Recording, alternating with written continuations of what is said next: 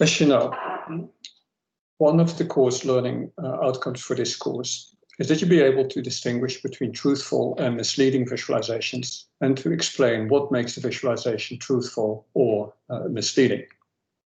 In this very brief lecture, we'll look at an example of a very early and, in my view, very informative visualization and an example of a misleading visualization and two attempts to make that visualization less misleading. This is as a lead into a discussion that we'll have on truthful and misleading visualizations. So I'm going to share my screen with you so we can look at these visualizations together.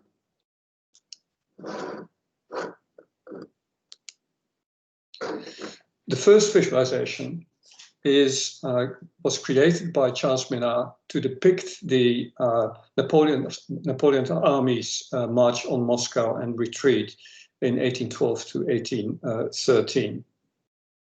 Minard uses two different colors.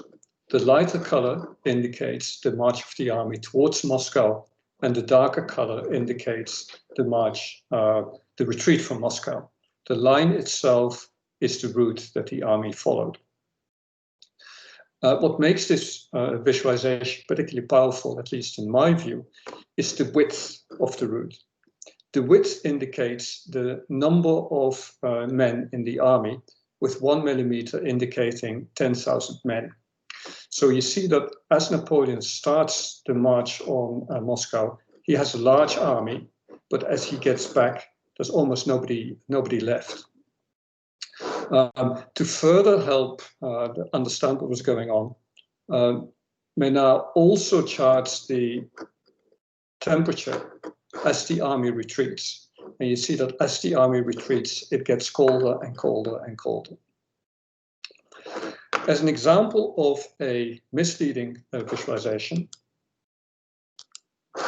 I pulled this one. This was used a few years ago by Jason Chaffetz, Republican congressman for Utah, in a hearing on defunding Planned Parenthood. So what he charted was the number of abortions provided by abortion services provided by Planned Parenthood and the number of cancer screening and prevention services provided. And what it seems to indicate is that the number of abortions is rising rapidly, the number of cancer screenings is going down fast, and that somewhere in 2010, the number of abortions overtook the number of cancer screenings. However, you will notice that while there is an x-axis on the chart, there is no y-axis. If we add the y-axis and use exactly the same numbers as Chaffetz uses, we see that the picture changes. It is indeed the case that the number of cancer screenings and prevention services is going down, but the number of abortions stays pretty much the same.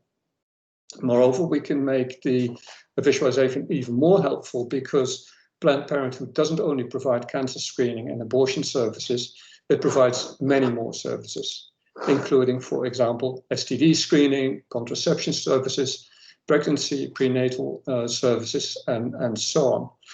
And if you look at the fuller picture, you'll see that the number of abortions that are provided by Planned Parenthood is, in fact, a very small percentage of the services that it provides. So you see how a very misleading representation can be made less misleading by including a y-axis, and even less misleading by including more information in the chart. If you go to the page in the module on good and bad visualizations, you will find all these charts again, together with links to where I sourced the charts from. So with that, what I'd like you to do is go to the discussion called Good and Misleading Visualizations and follow the instructions in the preamble so we can have a fuller discussion on what makes visualizations good and misleading. Okay, thank you.